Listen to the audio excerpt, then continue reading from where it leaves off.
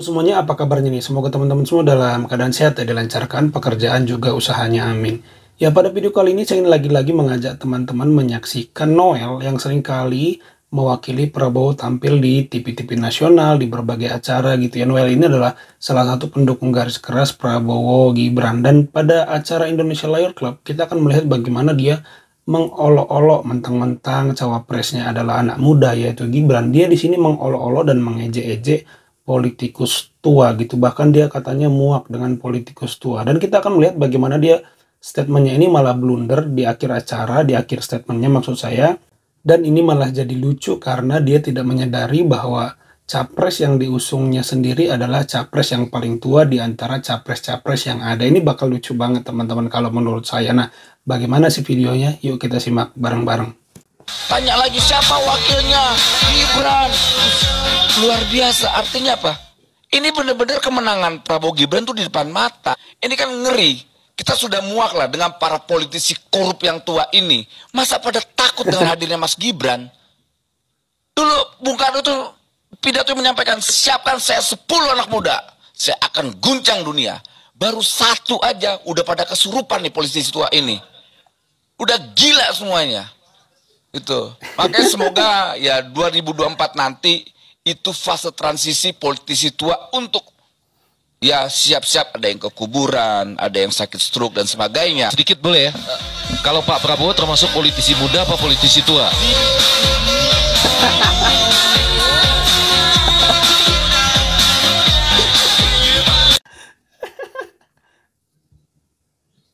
Padahal Pak Prabowo itu usianya 72 tahun dan adalah politisi atau capres yang saat ini usianya paling tua. Ganjar Mahfud itu belum sampai 70, masih 55-an gitu ya. Dan Pak Prabowo itu padahal capres paling tua. Nah, yang saya maksud itu begini. Apakah tidak ada juru bicara lain kah yang bisa mewakili Prabowo yang lebih muda, yang lebih fresh, statement ataupun penjelasannya lebih keren? Kenapa sering banget Noel? Tapi saya pikir dia diundang justru karena sifatnya yang kocak dan lucu ini. Sehingga mungkin lebih seru aja kalau dijadikan juru bicara dibandingkan, maksud saya entah, nggak tahu ya apakah Noel juru bicara resmi atau enggak. Saya rasa tidak ya, karena saya tidak dengar sih dia jadi juru bicara. Cuman maksud saya secara fungsi dia mewakili kubu Prabowo gitu. Cuman mungkin maksud saya kenapa dia sering diundang ya karena statementnya itu heboh, emosional, walau kurang berisi dan kurang tepat, tapi seru untuk dijadikan entertain gitu ya. Jadi saya pikir itu alasan dia sering diundang. Dan lucu banget ya statement dan pertanyaan dari Bang Effendi Ghazali tadi, kalau Prabowo politikus tua atau muda. Gila, itu jelas-jelas adalah politikus tua karena usianya sudah 72 tahun.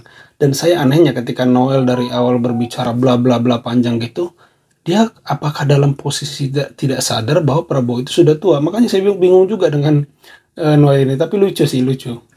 Saya ingin kembali soal anak muda dan saya selalu terusik karena gini, apakah Gibran lebih baik dari Nadiem Makarim? Nadiem Makarim usia 39 tahun, ya kan? Ya, dia punya usaha sukses loh bos. Dia bukan pengusaha martabak yang udah bangkrut. Ya, dia Gojek, ya kan, sebagai pengusaha, sebagai entrepreneur, sebagai inovator, dia diakui dunia, ya kan? Dia sedang menjabat sebagai menteri dari yang punya anggaran termasuk terbesar di negeri ini, ya kan? Dan dia kita bisa anggap sukses. Apakah dia tidak lebih baik dari Gibran? Kenapa dia nggak diberi kesempatan dalam peraturan itu? Permasalahannya presiden. Nah, itu tadi. Karena dia anak presiden, begitu tadi ya kita lihat di video akhirnya tadi. Yaitu yang seperti saya bilang sebelumnya, kadang-kadang mungkin kita sampai bosan mendengarnya. Putusan Mahkamah Konstitusi yang menambahkan klausa minimal punya pengalaman sebagai kepala daerah walau belum 40, sebenarnya itu sama sekali tidak membuka peluang untuk anak muda. Bayangkan Nadiem Makarim usia 39 tahun, dia menciptakan aplikasi yang namanya Gojek dan sudah internasional. Hari ini jutaan orang bergantung kepada aplikasi itu. Lihat bagaimana Nadiem Makarim itu merevolusi transportasi di Indonesia. Kita melihat bagaimana karena aplikasi ini Bluebird, Gojek, ojek pangkalan itu goncang. Tapi setelah bergoncang dan mulai masa transisinya lewat, dia memberikan dampak yang lebih besar daripada transportasi tradisional sebelum lahirnya aplikasi tersebut. Lihat, seorang anak muda seperti Nadiem Makarim bisa mengguncang Indonesia dan bahkan mungkin dunia karena aplikasinya begitu sukses sampai sudah ada di India segala, di Malaysia ya. Karena itu yang saya maksud. Kalau dibilang memberikan peluang kepada anak muda, putusan MK itu nggak memberikan peluang kepada Nadiem, hanya memberikan peluang kepada Gibran. Mana boleh Nadiem maju, dia belum 40 tahun dan belum punya pengalaman sebagai wali kota. Sekalipun dia udah jadi menteri pendidikan, gila nggak, kelihatan banget nggak kekacauan dari putusan itu. Nadiem Makarim itu menteri, pendiri startup yang namanya Gojek yang nilai valuasi perusahaannya itu udah triliunan gitu, triliunan, tapi dia nggak boleh loh jadi cawapres. 39 tahun dia jadi menteri nggak boleh, tapi Gibran yang 36 tahun menjual martabak dan bangkrut boleh.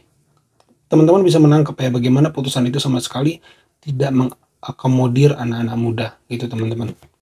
Ya itulah makanya rakyat ini udah melihatnya orang-orang bodoh kayak tukang baja udah melihatnya aja jenuh. Itu udah kualitas umurnya juga belum pas, dilihat dari posisi dinastinya juga ada, terus yang gerampang hukum begitu, itu malah rakyat udah melihatnya itu udah nggak seneng tuh ya, kayak mendingan cari yang itu loh, ya maksudnya kelihatan ausnya itu Pak Jokowi. Padahal aku pendukung Jokowi tapi melihat begituan kayaknya malas banget itu. Ya, kalau kita simak kalimat akhir dari Bapak ini, padahal saya pendukung Jokowi, tapi dia menganggap Pak Jokowi itu haus. Sama, saya juga pendukung Pak Jokowi gitu. Jadi bukan berarti teman-teman yang hari ini mengkritik Pak Jokowi itu pembenci Pak Jokowi. Jadi terbalik, mereka yang dulu benar-benar membenci Jokowi seperti Fadlizon, Fahri Hamzah, sekarang aja muji-muji Jokowi karena butuh dekat dengan kekuasaan dan butuh yang namanya kemenangan di Pilpres 2024. Sementara kita yang dulu mendukung Pak Jokowi itu nggak ada kepentingan dan nggak ada keuntungan apa-apa. Nggak jadi komisaris. Kita sebagai rakyat biasa ya apa sih yang diharapkan selain Pak Jokowi sukses? Dan kalau memimpin jadi presiden itu dia bisa mengakhiri kepemimpinannya dengan baik. Menjadi presiden yang dikenang jadi presiden terbaik gitu.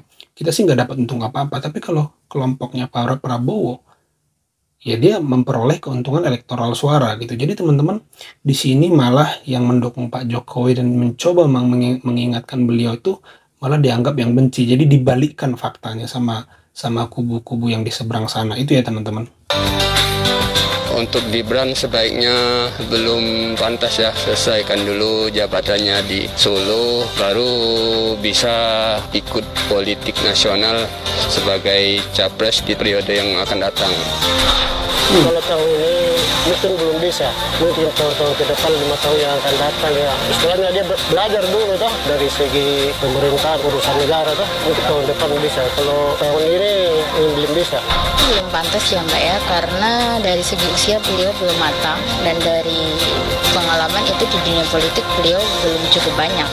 Karena menjadi calon wakil presiden itu kan baru tangan kanan yang presiden ya. Diurus itu satu Indonesia, bukan hanya satu kota atau satu provinsi.